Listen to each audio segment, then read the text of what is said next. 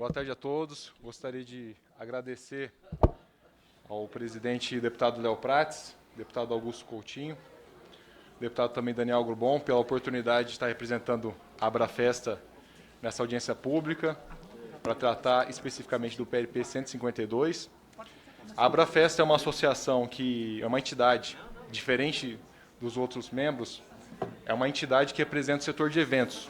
Então, a gente representa empresas do setor de festas, de casamentos, eventos sociais em geral, corporativos, culturais e de entretenimento. E nós entendemos que a oportunidade de se regulamentar a questão do trabalho na nova economia, que é essa questão da utilização de plataformas para contratação de maneira ágil e rápida e dinâmica, era uma oportunidade também para o setor de eventos, para a gente buscar tirar boa parte das pessoas que trabalham nesse setor de uma informalidade e trazê-las para uma regulamentação do século XXI. Uma regulamentação que trate de garantir a segurança jurídica para essas pessoas, de garantir os benefícios previdenciários, mas também garantir a agilidade que o setor de eventos necessita.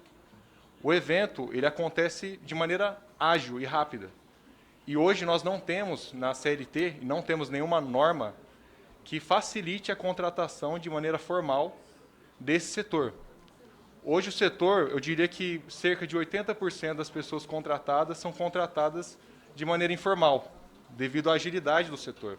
Então são contratadas por mensagem de WhatsApp, são contratados por contratos verbais, são contratados de diversas situações para fazer um congresso, por exemplo, congresso científico, ou um congresso para promoção de uma tecnologia, ou congresso comercial para promover um setor econômico, ou até para um casamento, para uma formatura, ou para um show. O que a gente entende que é muito ruim para a maneira que é feita as relações de trabalho, e não tem razão de ser, de existir no século XXI, ainda uma lei antiga, uma lei que foi feita em 1943, que não reconhece esse caráter e fato social que é a contratação pelo setor de eventos. Então, hoje é uma indústria que gera mais de 300 bilhões de reais, responsável por 4,3% do PIB nacional, e é um setor que nós estamos trabalhando com contratação de montadores, cenógrafos, técnicos, milhares de empregos temporários. O setor de eventos hoje é um dos principais indústrias que movimenta, por exemplo, a hotelaria, movimenta, por exemplo, destinos turísticos, movimenta a feira de negócios. Então, não se trata apenas de eventos sociais, mas sim de eventos que promovem negócios. E hoje, os bastidores do setor de eventos é um bastidor de contratação que poderia ser menos precário e que poderia ser mais formal. Então, a gente busca aqui, como Abrafesta, trazer esses inputs para vocês da importância de um setor que hoje é visto como um setor invisível. E é um setor que nós poderíamos trazer para uma realidade de contratação ágil, reconhecendo a eventualidade e o trabalho dessas pessoas, para que a gente consiga, em si, inserir essas pessoas na cidadania em si. Hoje é um setor, por exemplo, um garçom, a gente vê muito claramente em eventos sociais, um garçom muitas vezes trabalha num evento na segunda-feira, outro na quarta, outro na quinta, de empregadores e de segmentos diferentes dentro do evento. Uma pessoa pode ser garçom num evento e pode ser carregador de equipamentos em outro evento na mesma semana.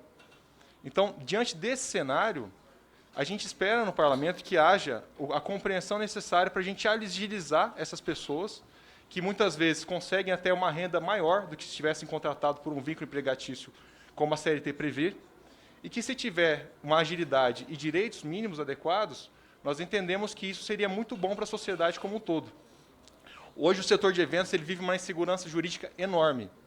Hoje nós temos, quem é empreendedor do setor de eventos hoje, passa um risco trabalhista e um risco regulatório gigantesco, porque é praticamente impossível você fazer um evento totalmente regular na necessidade do tempo para se entregar aquele evento de maneira adequada.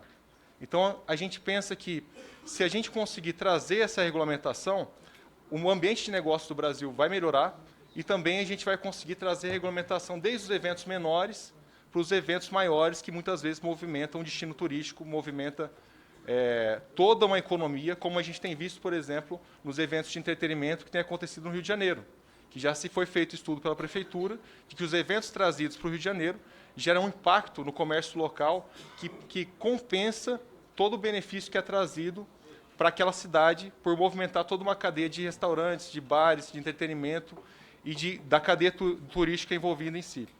Existem alguns modelos que a gente tem estudado, do Reino Unido, da Espanha e de Portugal, que depois nós vamos trazer aqui um estudo detalhado, que talvez seja um modelo adequado.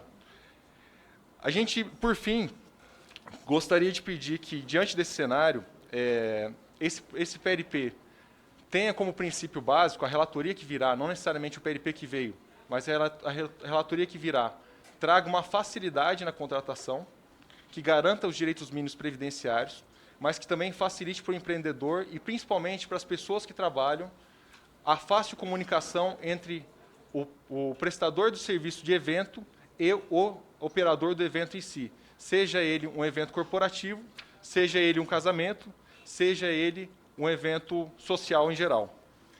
E nós pedimos, por fim, que a regulamentação para nós é garantir a dignidade de quem monta o palco, instala a luz e serve o público, e também que a indústria da experiência, a indústria de eventos e de promoção de negócios precisa de uma lei inteligente, de uma lei que dê dignidade para as pessoas que trabalham, para sair da invisibilidade, para gerar conformidade das empresas e para garantir segurança jurídica de uma indústria que promove tanto bem-estar e que é vista como invisível hoje no Brasil.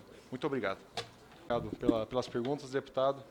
Hoje, existe uma miríade de formas de contratação, mas eu diria que o que prevalece, boa parte do setor, é a contratação informal. Então, acontecem contratações por grupos de WhatsApp, acontecem contratações por contratos verbais, que um conhece outra pessoa e traz para o evento, e que tem uma expertise. Acontece contratação, muitas vezes também, por agências e empresas que são prestadoras de mão de obra, porque a reforma trabalhista possibilitou essa terceirização da atividade fim, ou seja, uma empresa que presta serviço de mão de obra para outra empresa. Mas eu diria que a maioria das contratações são feitas de maneira informal. Existe a possibilidade de se ter aplicativos, eu acredito que existam várias iniciativas nesse sentido, só que a plataformização do setor de eventos gera um receio muito grande para quem contrata, por conta da questão do passivo trabalhista que pode ser gerado por discussões eventuais de geração de vínculo. Porque existem vários tipos de eventos. Por exemplo, quando você pensa no evento que acontece dentro de um hotel, que acontece recorrentemente eventos, por exemplo, shows, ou pode acontecer algum evento corporativo dentro do hotel, pode ser que o hotel, quando fique numa cidade distante, numa cidade que não é conectada, por exemplo, com São Paulo, uma cidade menor, que a pessoa que você contrata pode ser contratada várias vezes pela expertise que ela já tem. E isso pode levantar uma dúvida sobre vínculo trabalhista. Mas existem, por exemplo, bastante eventos em centros maiores, como São Paulo, que o prestador de serviço pode trabalhar no congresso um dia, pode trabalhar no evento de entretenimento no outro, e talvez essa discussão seja menor. Mas fato é que o empregador tem muito receio, porque de tempos em tempos recebem notificações do Ministério Público, e ele se sente numa situação que não tem mão de obra a contratar, e se ele utilizar uma plataforma que facilitaria essa comunicação entre quem quer contratar e quem quer ser contratado, pode ser que aconteça de ter um passivo trabalhista gerado depois por discussões de vínculo. Então, na prática, hoje há uma insegurança em relação a isso.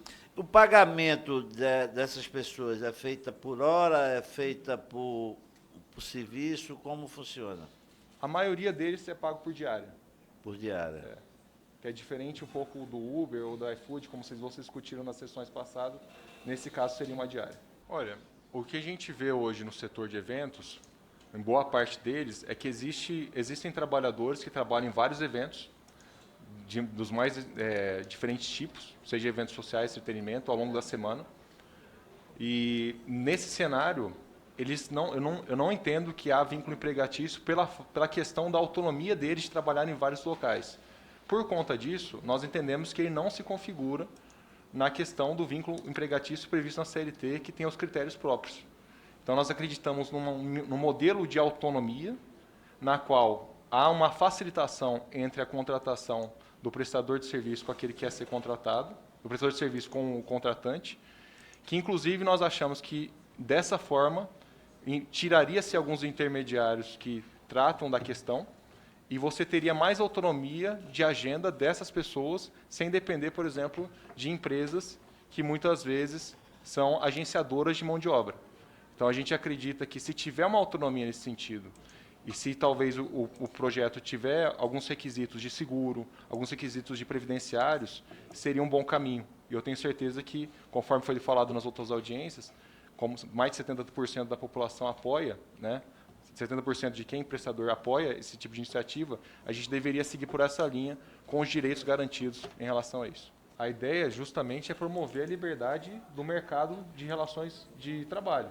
Então, hoje não há plataforma claramente aberta, porque o risco dessa plataforma é um risco enorme.